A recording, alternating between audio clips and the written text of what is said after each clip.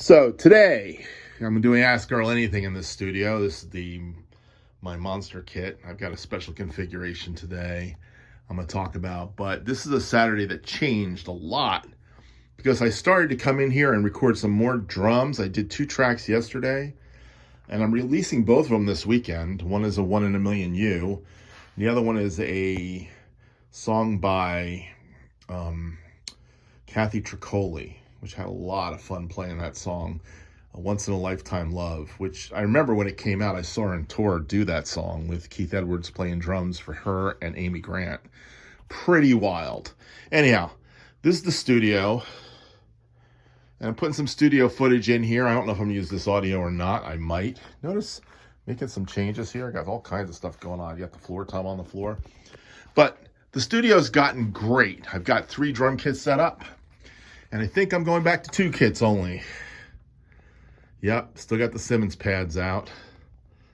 Been playing on that. And I got the little kit all set up for Ask Earl Anything and teaching lessons. And I think the kit's going to stay for teaching, but the mics are coming off because, yep, there's the wonderful snares and stuff. Cymbals, been playing the Zildjians over here and some Sabians. Look, I've just been pulling out everything. But let's go over to this part of the studio.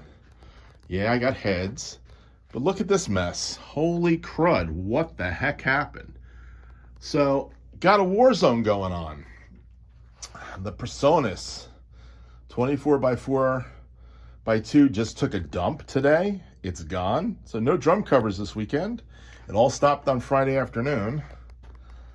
Pile of cables just because I'm throwing stuff around. There's some more sticks over there. And then I've got my stuff. This is my old mixing board I used to use in the studio for the longest time. It's been hiding. I tried to pull it together. This is another mixing board that is absolutely useless. It does nothing. It's only good for playing YouTube, believe it or not. And then I pulled out my old audio interface, the 828, and that thing doesn't hook up to that computer. So, what am I going to do? Nothing's working. So I bought a new audio interface. So new covers will be coming out on a new audio interface, hopefully next weekend when it gets here. But my studio is a mess today. But I'm going to do Ask Earl Anything because I said I would this weekend. So anyhow, more to come. Welcome to Ask Earl Anything. This is a show where your questions make the show. Without your questions, I don't have a show. This is for July 2025, even though it's being recorded the last weekend of June 2025. I have a lot of questions. Been having a lot of fun this year. Trying to have as much fun as possible. I just did a ton of Simmons drum covers, and I've been messing with this kit. And my studio's been set up with 3 kits, and you've seen me do covers on the little kit and the Simmons kit, and then the Simmons kit and the acoustic drums, and now the big drum kit. And I just been having a lot of fun playing all the different drums and everything I have in the studio. And I came in for another Saturday of playing drums and walked in, and my studio board, rest in peace, died. So my Presonus Studio 24x4x2 board officially died today. It gave me a sign yesterday it was going to die. Didn't read the sign. Got 2 more covers out of it yesterday afternoon, late in the afternoon. And one of them got released today, a 1 in a Million You. The second will be released tomorrow. But this morning I came in and turned it on, and blue screen on the little screen that's on the board, and I'm in trouble. So the first part of the morning was scrambling to get my old studio set up again, which I did. I actually set up my old studio setup with the old board. The old board has been hiding behind the blankets over here, and it's an old Yamaha board from the 90s. So it's a 30-year-old board. And my friend Alex Doty gave it to me years ago. And it was for running an ADAT studio in the 90s. I used that for many years here with my preamps. And when I got this digital board, everything kind of changed. The digital board was cleaner. It was easier to work with. I had 24 inputs and outputs.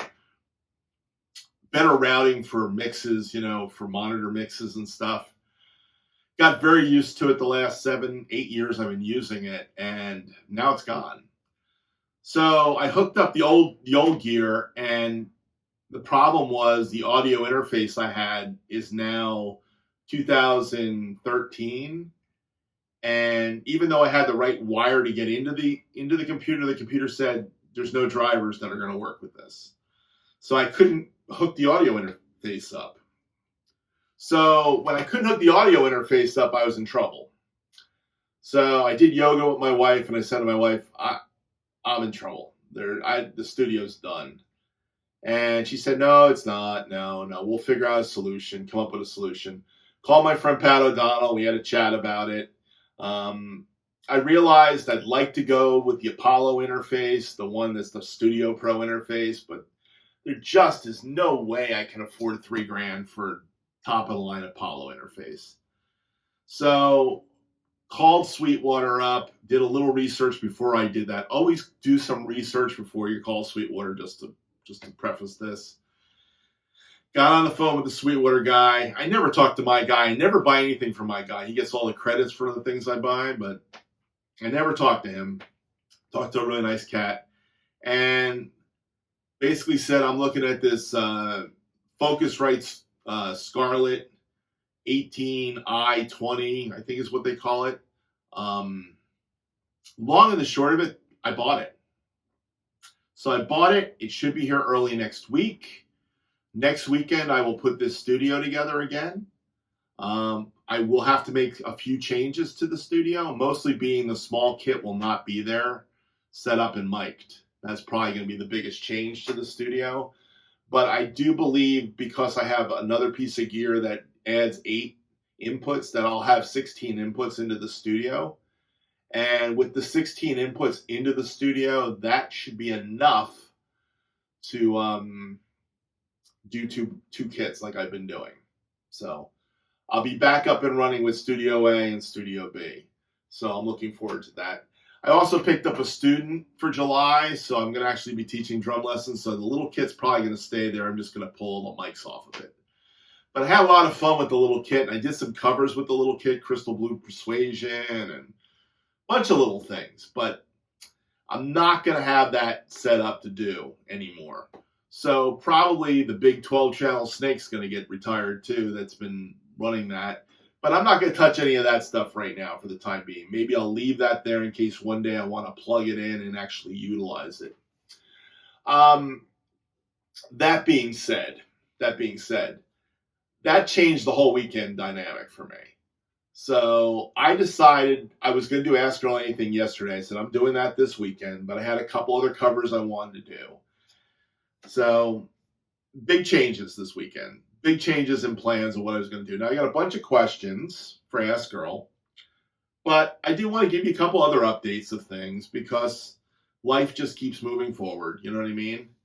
I was hoping to buy some new heads. I didn't buy them yet. And that made me push back a little bit now with the studio board problem and interface problem. But I did switch this kit out to Emperor's Clears. And I haven't overplayed these. They still sound great on the drums. All the other heads have been I've been dumping on my other heads. They haven't been sounding good. So right now I've got vintage Ambassadors on the Gretsch kit. And I've got these clear Emperors on this kit. So today I've got a bunch of questions, a few questions about this kit. So that's why I'm sitting at this kit today. And what else do I want to talk about? There are a few other things I wanted to talk about. So before I move on to my first questions, I did want to shout out to all the subscribers. I've been doing covers for a long time now. I'm in my 8th year. Covers are not what people are looking for on YouTube. I don't know what people are looking for on YouTube. There's so much garbage out there, it's not even funny. I am exclusively on YouTube. I even pulled my Instagram page. It's kind of done. I shut it down. Instagram is not a place I want to be. TikTok, not a place I want to be. I am here on YouTube. Some people are connected to me on Facebook, but I'm not really on Facebook. But I want to thank the 50 or so people that watch all my videos and come in and out and drop comments on things every day. Thank you. The drum community is not what it used to be. I mean, I'm still friends with a lot of the guys I used to be friends with. Most of those guys don't post anywhere near as much as I do. Some post once a week, some post once a month, some don't post for months and then they start posting again. I hear from them when they post usually. And usually when I see that they post, I'll try to say hi to them. So there's a lot of guys I don't see at all anymore, and then all of a sudden they pop up and I see them and I say hi. Because I don't care. If I see you up there and I know you, I'll try to look at your video and watch it a little bit as best I can. But I'm not viewing YouTube like I used to view YouTube. So YouTube's changed a lot. With that being said, I have some very, very, very faithful followers. So to those of you who watch me every day or a couple times a week, and leave comments for me, thank you. You guys make my day, and this is why I do this. This is why I release as much video content as I do. I try not to release every day anymore, but I'm pretty darn close to 5 or 6 times a week sometimes. So I thought I was going to be staying on that. I'm going to back off next week because, I don't know when I'm going to be making covers again. Hopefully next weekend I'll make some covers, and it's a long weekend, so that could be fun. But the truth of the matter is, once I get that new setup, it's going to take me a bit to get it dialed in to where it sounds good, and I'm not going to have to think about things. So it's gonna be a learning curve next weekend. So I don't expect to have 7 or 8 videos put out next week, but you never know. Once I dial it in and it sounds right, I'll just run with it. You know what I'm saying? That's what I do. So thank you, those who watch my shows. That's all I want to say. Thank you, those who watch my shows. I'm going to keep making drum covers. I'm going to keep doing Ask Earl Anything and other question-type videos or videos about equipment occasionally. I don't even have a lot to say about equipment.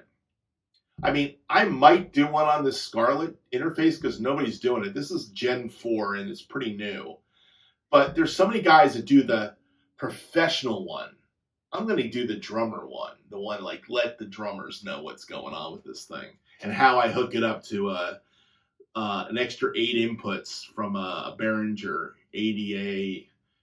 It's an ADA 8200 that I've had hanging around for about, I've had that hanging around for almost 10 years now that I haven't really used. So it's kind of almost brand new. So I'm going to be hooking some different stuff up to it and making it work. So probably I'll talk about that at some point. Once I figure it all out, it's going to take a bit to figure out. But I do drum covers. That's what I do. And I love the engagement with you all that watch my videos. So thank you all for watching them. Whatever happens to a video, happens to a video. I'm still having fun, and that's why I do this. And I love being able to showcase the different gear. The kit needed to change, so I'm going to talk about that because I got some questions about this kit. So let's jump into the questions. My first question comes from one of the guys that follows me all the time. A guy named Spags. He's got his own channel. Please follow Spags. This is on the last Ask Earl Anything. The question was, a friend has a limited edition 12-inch Gretsch snare that is based on a Brooklyn shell. He says he would not hesitate to use it as his daily snare over a 14. Would you use a 12, or do you know of any really good ones? Or do I know of any really good ones? That's what I think he's looking for. All right, Spags, here's the question. 12-inch snare drums. I don't own a 12-inch snare drum. I have owned 14s, 13s. I even had a 10 once. I never had a 12. I looked at the Pearl 7x12. That was a Dennis Chambers snare drum. But to be honest, if it's anything like the Steve Jordan 6.5x13 or the Omar Hakim 5x13, it doesn't really have the punch of a 14-inch snare drum. They're a little different. Now, are they cool? Yes. But I think a 12 would even be more small. You know what I mean? Because that 10 was so small. It was that popcorn snare thing. I had a PDP popcorn snare 10-inch. I gave it to somebody who helped me get my computer set up in 2012 when I went from the G5 to the Mac Mini. He was the guy who worked at the Apple store.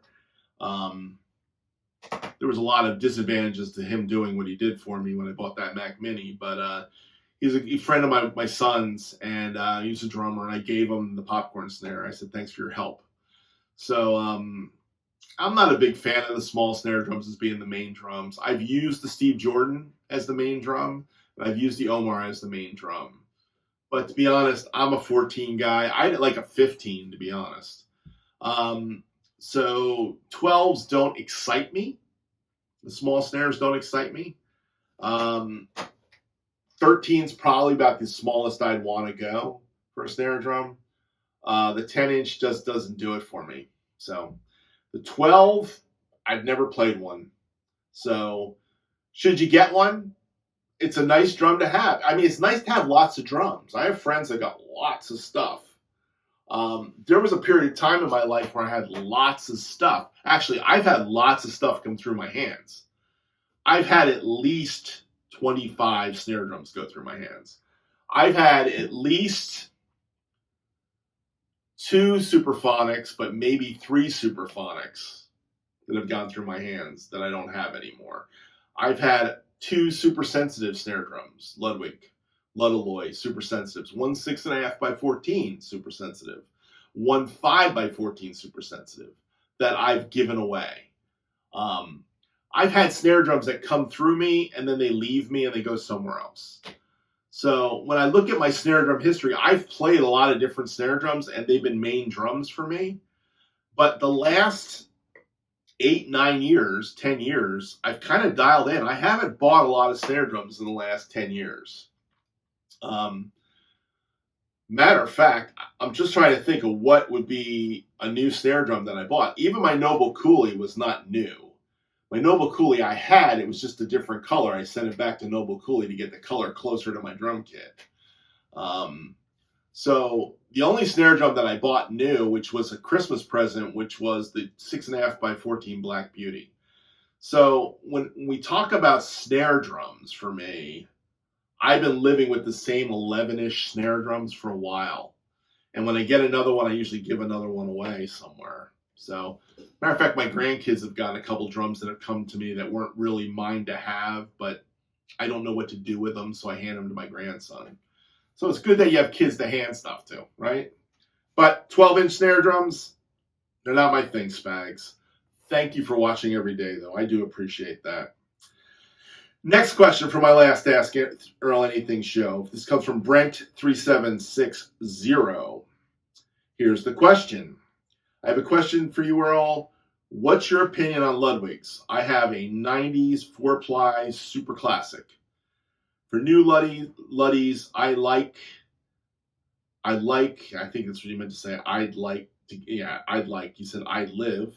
I'd like to get a Legacy Mahogany kit. Thanks, Earl. Well, let's just say this, Brent. If you bought a Ludwig Legacy Mahogany kit, I think that's the best kit you can buy by Ludwig today. I've had some Ludwig Mahogany drums over the years that were mahogany. I had a Club Date kit that had some mahogany shells. I had a small Marine Pearl Ludwig kit that had some mahogany shells. I had a big Marine Pearl kit that might have had some mahogany shells and some of those, that coating they put inside the concert toms. I had some concert toms. There's been some interesting Ludwig drums I've owned. I've actually played Ludwig drums a lot of my life. My first kit was a Vistalite kit, blue. Then I had a green Vistalite kit. I had a Marine Pearl Ludwig kit with a ton of concert toms and 24-inch bass drum. My friend Billy McCabe's kit. Then I had a little, 20 by 14, 8 by 12, 14 by 14 floor top. I don't even know where I got that from. That went with the same Marine Pearl stuff. That kit, I think, what's his name? The drummer from Pat. What's his name? Pat. He does all those videos. I gave it to my friend and he sold it to that guy, Pat. What's his last name? If I can think of Pat's last name, you see him on Hawking Zildjian cymbals and stuff, every once in a while. He plays Ludwig drums too. He got that little Marine Pearl kit. I don't know if he sold it or what he did with it, but that was back in the 90s. So I think the Mahogany Ludwigs would be great. I've said this before that if there was one kit I would buy today, it would be a Mahogany kit. Because I think the Mahogany drums are just fat. They're just fat tom sounds. So I love that big, warm, fat thing. Mahogany gets it best. So go for it, Brent. Those are the drums that I would surely buy if I had the money. So there's tons of maple drums, but Mahogany is pretty unique. Yeah, there are a couple woods that are really worth it. I mean, Mahogany is one of them, and I don't know. I think that every wood's got a different thing. Even this fiberglass has a different vibe. You know what I mean? Mahogany drums, legacy mahoganies, I would say go for that. The other kit that I'd love to have that I'd never had was a Yamaha recording custom kit because it's birch shells. Very unique. So it's, matter of fact, the Yamaha kit that I would buy if I could find, and I had one of these, it was mahogany shells, was the Yamaha Stage series. Not Stage Customs, the ones that were made in the 80s. They had the kind of triangular squared off lugs. And even the recording custom concert toms were in those squared off lugs. Those drums were mahogany. Philippine mahogany. Great drums. And there was a kit in the local music store here. It was the kit they used to loan out to people. It was a 12, 13, 14 by 14, 14 by 20 black. I had my brother's kit, which was 14 by 22, 8 by 12, 9 by 13, 16 by 16. And then he bought an 8 by 8 and an 8 by 10. And I had that kit until I had to sell it so he could make some money. And I sold it to my friend Scott Hayes, and then Scott gave it away to somebody. Those drums sounded amazing, those drums. So if I could find a set of those Yamahas, that's the other kit, the secret kit I would find if I can find it. Mahogany shell drums are awesome. Even the Gretsch Catalinas are mahogany shells. Doing the Jeff Porcaro thing today, just in case you're wondering. So those of you know what the Jeff Porcaro thing is, you know what just happened. The Catalina Club kits are mahogany shells. Great drums. I love mahogany shells. Thank you, Brent. Buy that kit if you want. That's a good one. All right, the next one, this is not a question. A few weeks ago, between now and the last Ask Earl Anything show, I released the song by Radar Love by Golden Earring. And the day I released the song, no, actually it wasn't even the day I released it. The day I found that I could release the song, Radar Love, I finished up a drum cover. Actually, I just finished up Ask Earl Anything. Let's be really honest. So it was the last Ask Earl Anything show. I was just finishing the video of it.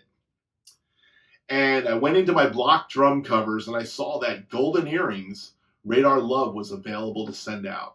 Now, I killed that song. And I did that for Elaine. Elaine is one of the followers that follows all the time. And she asked me for it 3 years ago. And it got blocked day one. So now it comes up available. And I think to myself, I'm going to release that this week. So I put it into my private folder and I'm going to release it. And then I get a notification from YouTube. And the notification from YouTube says, you have a copyright strike. This is my second copyright strike this year. Now, I had just gotten out of the last copyright strike because copyright strikes, instead of lasting forever, last 90 days now. So, and I went to YouTube copyright jail and school to basically get out of jail. And I took the class, and the first one was for "I Can't Tell You Why" by the Eagles.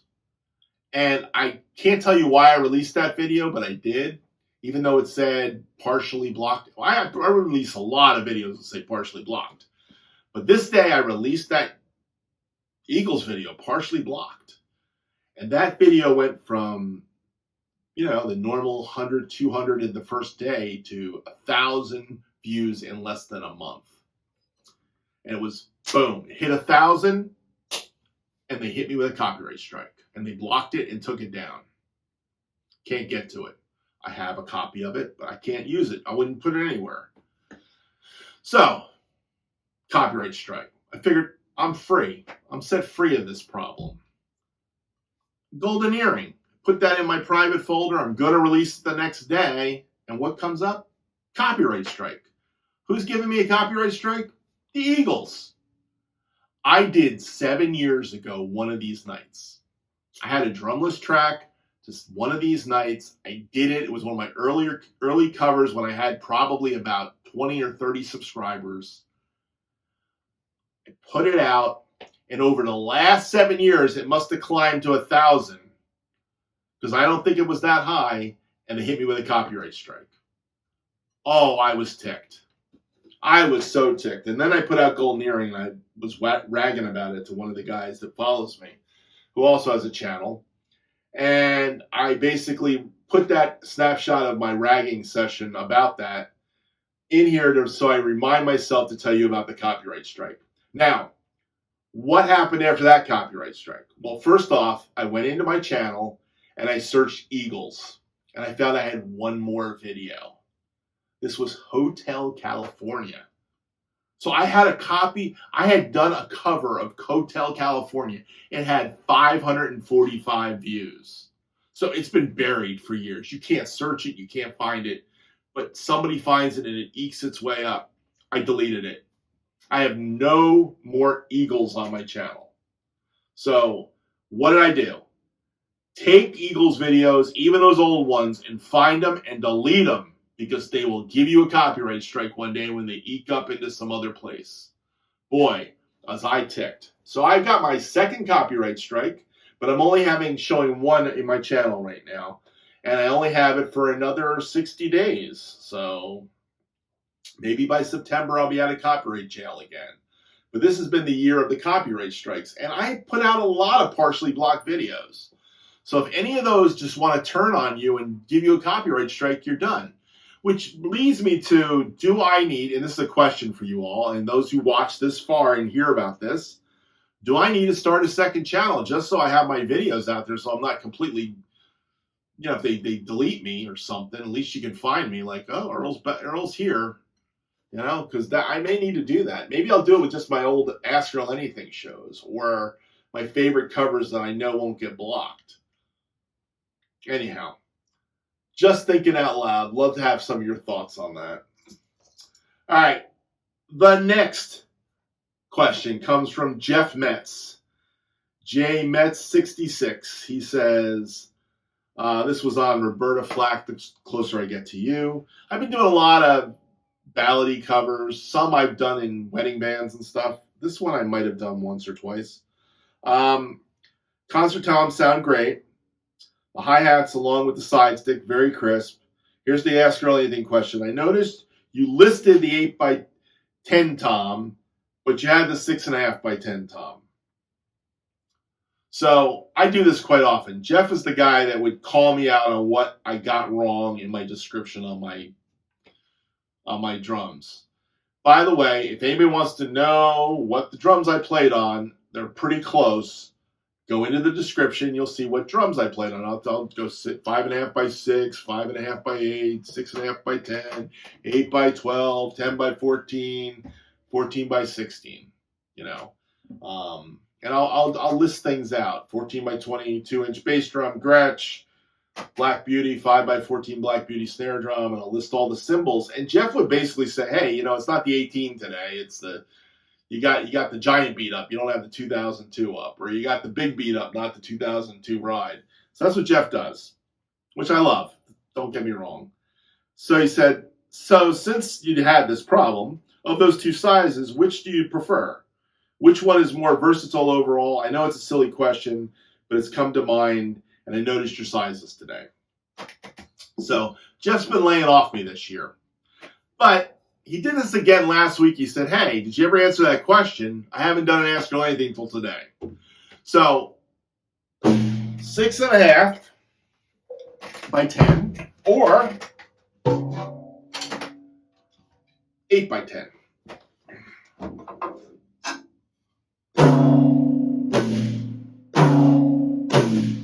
So right now, this is pretty loose and goosey. What I would say is I kind of like the 6.5 better, to be honest. But I got this as a part of a deal. When I got this 8 by 12 inch tom, which I bought all these toms in pieces. I wish I bought them all together, but I didn't. My original set was 9 by 13, 10 by 14, 12 by 15, 14 by 16 white concert toms. And then I had a 6.5 by 10. Well, I immediately found an 5.5 by 8 drum. This wasn't, it was this one. I found this drum, but it was attached to another 10. So I had two 6.5 by 10s. Well, when I finally found the 12, really loose today, I also got this drum with it. So it was a bonus. For $85, I got two drums. The drum that cost me the most money out of all of them, the 5.5 by 6. So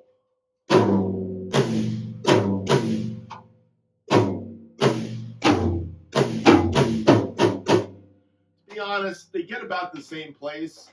I've been having issues with the better head ends up on the 6.5 usually. Every once in a while I pull this out. I don't think I have a preference to either one.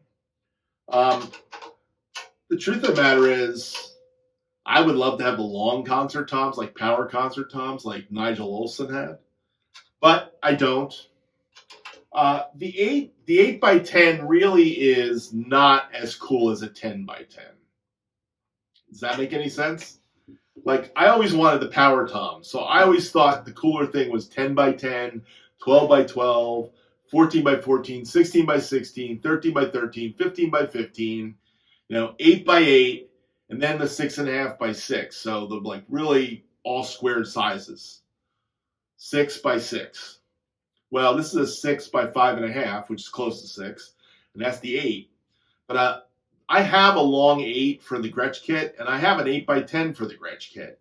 So, I don't know. The 8 by 10, it seems like I always put the better head on the 6.5 by 10 than this. This one never, ever sounds that good to me. Maybe it's a bearing edge issue. I don't know what it is. So, this drum is I've never warmed up to this drum, but I keep trying to make it work, to be honest. I'm still not happy with the sound of it. Yeah. I think I need new heads for everything. So, sorry. Anyhow, with that said, Jeff, I think the 6.5 by 10 is just my preference because I make it sound right. It just...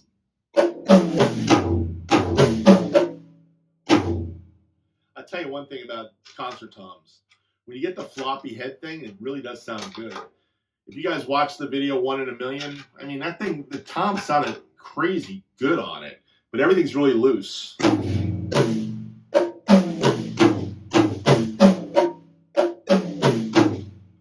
I mean, crazy loose.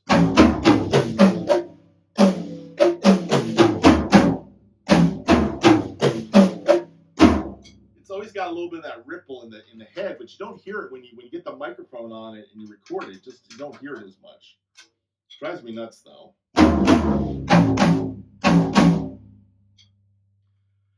Anyhow, I don't think I have a real preference. What I would say is the 6.5 has the better head on it. It sounds better, so that's why that's there right now. If the 8 by 10 sounded better, I'd have it there.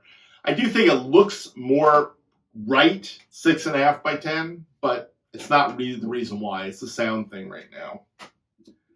All right, Jeff. I think I beat that question to death, so thank you so much. My next question is from Stephen Leacock, J3S. He said, how long have you had the yellow kit? Blessings. So this is the yellow kit, in case you're wondering. Now, the interesting thing about this kit is it's not yellow. My pedal's squeaking too. I keep taking my foot off and it just starts squeaking. The yellow kit's not yellow, it's fiberglass. It looks cool with the lights though. When the lights are on it, you can get them to kind of look yellowish. But actually what they are is pearl fiberglass shells, which are a very thin fiberglass shell. Much thinner than the Fibe shells and thinner than the Blamire shells. Matter of fact, I call the guys at Jenkin and Martin's, who makes the Blamire shells now in the Blamire formula, because my friend Jim Waggy basically bought a kit from them, and I was looking for this 6-inch tom, and Jim said, call them up, they'll make you a 6-inch tom. Not really. When I called them up and said I had pearl fiberglass, they told me to go take a walk. Forget about it. They said, no, we're not building it for you. I was willing to pay $300 to have them build me a last little 6-inch tom. I ended up getting this tom with another 8-inch tom together for $400 and something bucks. So I never sold that 8, by the way. That 8 is still here and it's still blue, which I may rip that covering off one day, but I haven't figured out a reason why I should, so I haven't. But yeah, they're not yellow. They're fiberglass. And that's the interesting thing. Let's go back to the drum here. Fiberglass. Translucent fiberglass, because it's that light fiberglass color. And when you put lights under it, it really does pop. There's a real pop to it. But all these shells, I took the covering off. Now, I'll give you the story about the covering. The first drum kit that I ever played without any covering on it was a kit in Nashville. It was at a studio called Hummingbird Studios, and it was the first album I recorded on drums. It was the first time I played drums in a professional recording studio. Prior to that, I had done some percussion sessions for people in studios, but not drum sessions. So I'm playing on my first album. I'm playing in Nashville. I've got a Nashville producer. His name is Mark Baldwin, who's a Nashville session guitarist. He brings us to this jingle studio up at the top of the what was it called? BMI building, Hummingbird Studios. And the studio kit was a little 18-inch Ludwig floor tom converted into a bass drum, 16 by 18. And then it was this double-headed pearl fiberglass kit, which was 8 by 8, 8 by 10, 10 by 12, 12 by 14. And I used the 10, 12, and the 14 for the session. Didn't use the 8. The 10, 12, and the 14 had rims mounts on it, and they were double-headed. The kit was owned by Dennis Holt. Dennis Holt is a Nashville session drummer who I've met. I'll show a picture of him. We hung out in Nashville. I still want to give him a phone call and chat with him about this kit one day. We never did have the full chat about the kit. But he's a rather busy guy. He's hard to get a hold of. And I was bugging him, it seemed like. So rather than bug him, I thought to myself, you know what? I'll just lay off. But maybe time to try and text him, say, hey, Dennis, you got some time to chat? And we never did have that chat. Because I'd really love to know the story of that. But that's where I got the idea to pull the covering off. Now, the covering being pulled off of that kit came from Larry London. Larry London's a famous Nashville studio drummer. And Larry London did that to one of his Pearl kits. Matter of fact, Larry London in the studio in the 70s, and if I can find this photo, I will steal it and put it up. I just saw it recently. He was doing a session, and he had the 5.5 by 8, 6.5 by 10, the 8 by 12, the 14, and the 16 all kind of there, and they're all naked fiberglass toms. And why was Larry London doing that? Because Larry London saw Hal Blaine's drums. And Hal Blaine's drums were Blamire shells and they had no covering on them.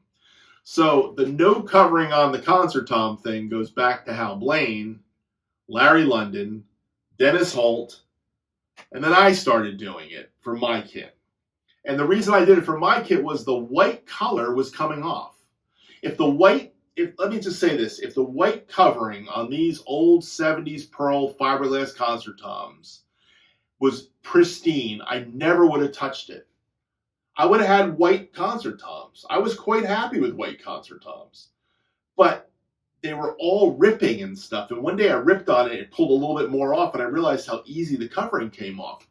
What Pearl did with their toms was they put a piece of tape down the side, double-sided tape, put it on the shell, wrapped the drum, taped it again. So to take the covering off of a Pearl fiberglass tom was literally take the lugs off, find the seam, pop it, and what you have is a seam where the glue was from the tape, and the rest of the shell was perfect. It was not hard to take the covering off, unlike taking the covering off of a Ludwig drum. You try to take a covering off of a 60s Ludwig tom. My gosh, it's hard. Matter of fact, they even put the covering into the lap seam the way they came around and made the drum. It was pretty wild when you look at it. And unlike the 80s Ludwigs, when they started putting rivets in the drums. Don't buy any 80s Ludwig's drums. Oh, they're some of the worst. There's one period of time when drum companies really started making some crap in the United States. 80s Ludwig drums falls into that category. Just like the Slingerland Magnum hardware and those drums. Terrible drums. This is when Slingerland went right down the tubes. And Ludwig was going down the tubes. And this is when Yamaha, Tama, okay, we're climbing. Yamaha and Tama were right there going, yep, we're here. We're doing it. Pearl, we're doing it. Much better drums. Early 80s. The other thing was cymbals. Zildjian cymbals from the 80s with the big dark logo Zildjian. Those cymbals are thicker, heavier, and they don't sound as good as 70s Zildjians. Or even stuff made today. Today, Zildjian fixed their formula somewhere in the 90s, but boy, oh boy, it was a bad time for drums in the United States. I will tell you that. But that's the story of my fiberglass drums. They're fiberglass, they're not yellow. I thought about painting them black because the original idea for getting those concert toms was this. Put bottom heads on it. Put bottom heads, white concert toms, make this a white bass drum, and make a Steve Gadd kit. 10, 12, 14, 16, or 13, 14, or 14, 15, or 15, 16, because Gadd had all those sizes. And he would use the 10 and the 12, and then he used the bigger toms on the bottom. So it used to be 13, 14. But then he started going to 14, 16, or 14, 15, or 15, 16. The little toms, he wasn't interested in the little toms, but he bought a whole set of concert toms. Everybody that was doing studio in the 70s had to have concert toms. So the interesting thing was in New York, though, the cartage was different. And when Gadd got his concert toms, he hated them.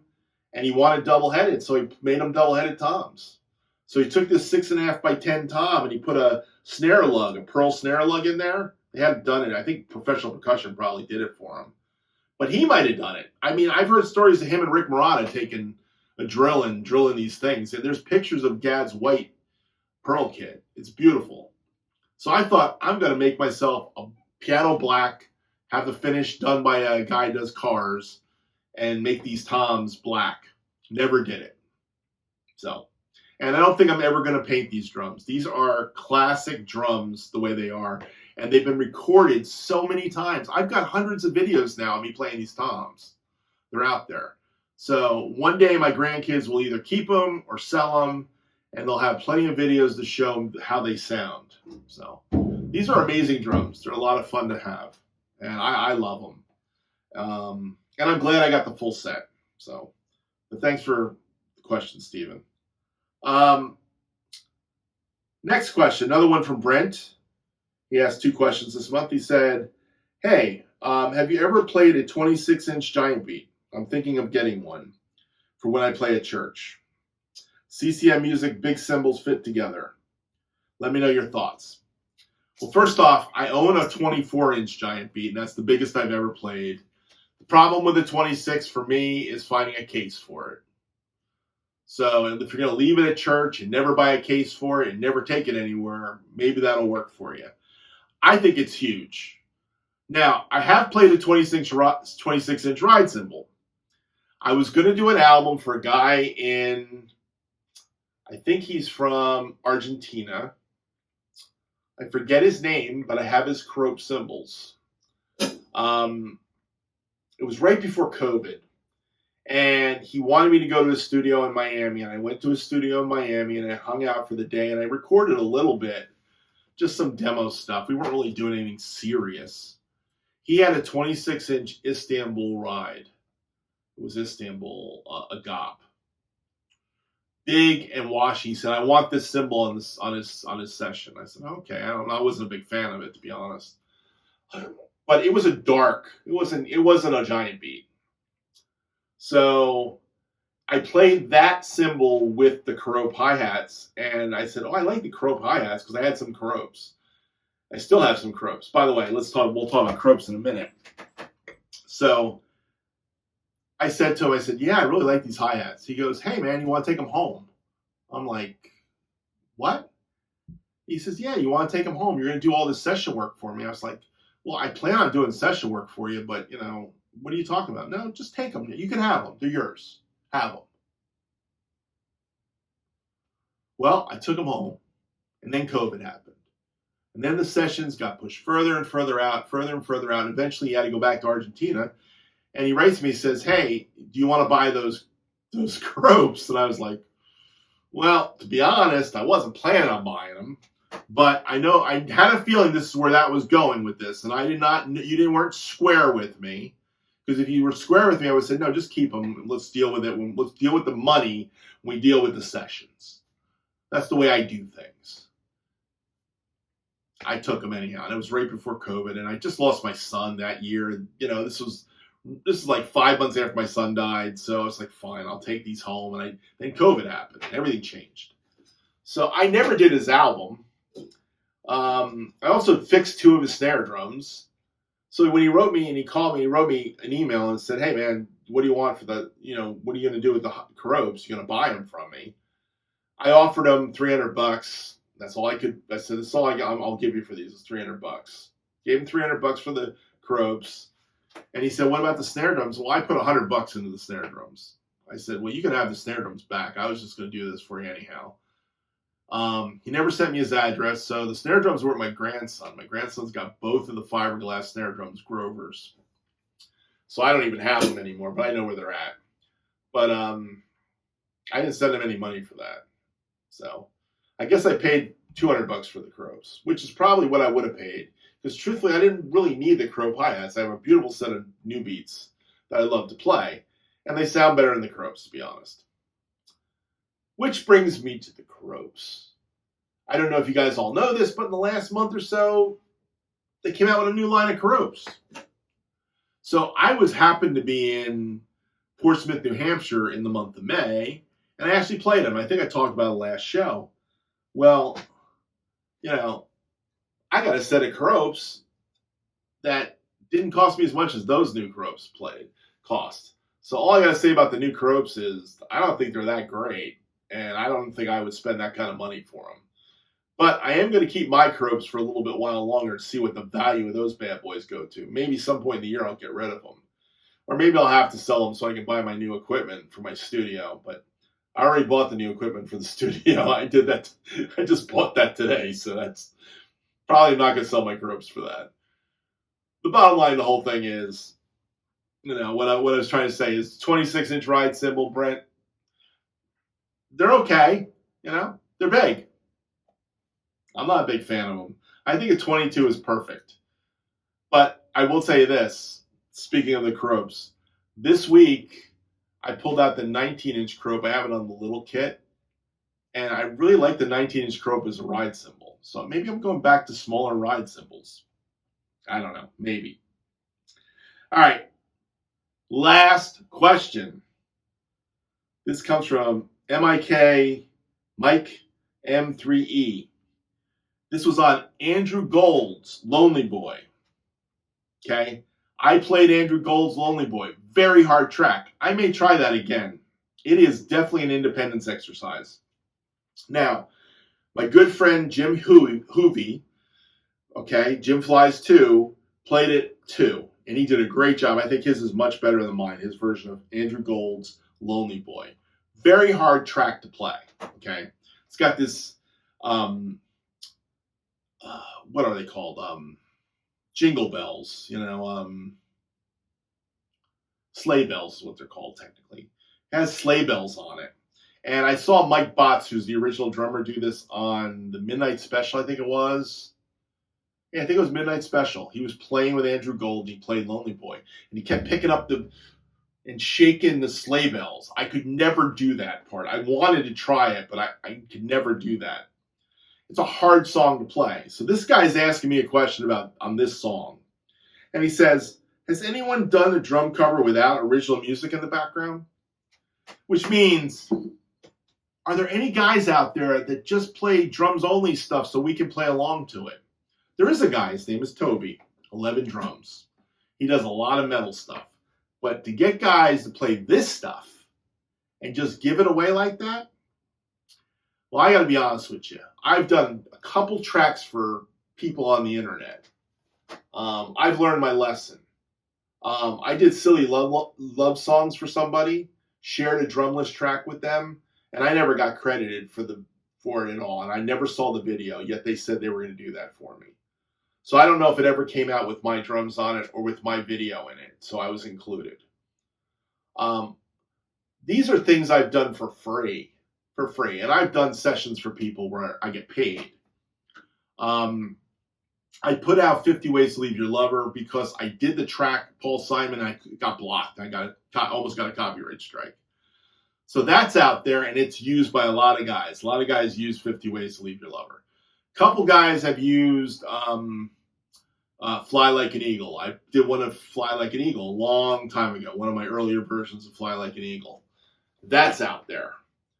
The only other one I did as a drumless track, a drums only track was the Zombies. What's that song called? I've got a lot of views on that song too.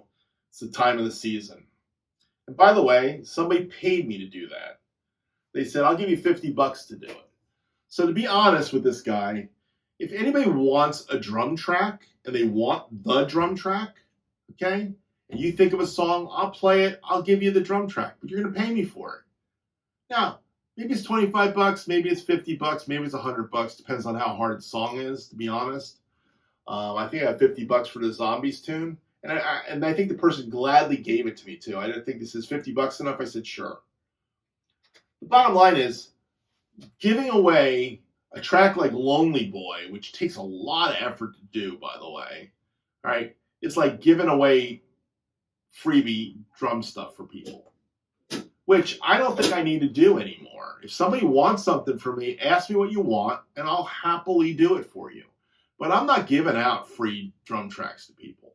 Now, when you're younger and you're trying to get your foot in the door or whatever it is to prove you can do something, sure, do it. And Toby, 11 Drums, he's been doing this since he was 11. He's now almost 16, I think. He does some great metal stuff. He collaborates with people that do that metal stuff. That's not my ball. I get a lot of old guys that are guitar players that want to play along with a good drummer, and they say, hey, do you have a drumless track? Do you have the drum only track to this? I go, no, I don't. Don't have it. Don't keep it. I don't keep my tracks at all. As soon as I get them done, I delete the Logic files. I can't even make one if I want to half the time. Because they find it like a month later when I release the song. It's like, nope, I already deleted it. I don't have the hard drive space to keep that stuff. So the bottom line is this. Drummers that can play this sweet kind of music like that, that's a hard song to play. We're not giving this stuff away, dude. Ask somebody to play it for you. I might negotiate a price with somebody I think if you don't put some skin in the game, then all I'm doing is giving it to you. And I got to be honest. Why should I do that? because I'm the nicest guy in the world, I don't even get credited half the time. That's the problem. And I think that's what got me. And I realized I did some stuff for people and they never credited me. So, or they never completed it, which that almost happened with a track I did for somebody. He was a guy that did a lot of tracks for a lot of different musicians around the world. And I did it for him. Like, it came out 6 years. It came out almost 7 years took for that track to come out. And after it came out, I looked terrible in the video, and I didn't like what I played anyhow. And I'd already released it on my own, and then I released another version of it, and then he released it. It was just crazy. So, yeah. I don't do it for free. Some people, I will play for people. I'll play for people gigs. I'll do benefits for people. I've done that for friends. But the internet, like giving away those tracks, no, I don't think so. Not anymore. If you want one, though, let me know, and maybe we can work something out. Plus, I have to see what you're about, too. That's the other thing. It's like just putting it out for any old person. You never know what you're going to get, what you're going to be attached to. I mean, it's kind of funny. It really is. Now, there are a few people who have used my tracks. I've seen what they've done. They were very kind and credited me, and I thank them for those. The ones who credited me, I thank them. But to be honest, I don't think that's the way to go. So I'm not doing that for anybody. I do know people that do it. But a song like Lonely Boy, that's a hard song. Plus, you take a lot of crap for somebody going, it's not perfect. You're darn right it's not perfect. It's a hard song to do. It's not a perfect song. I'm glad I did not have that track as a drum-only track. Anyhow, this is Ask Earl Anything. I know I'm all over the place, but this has been a really tough day losing my board and not being able to record anything today. So I hope you enjoy the show. Thanks for watching, and we'll see you again in August, unless I do it sooner.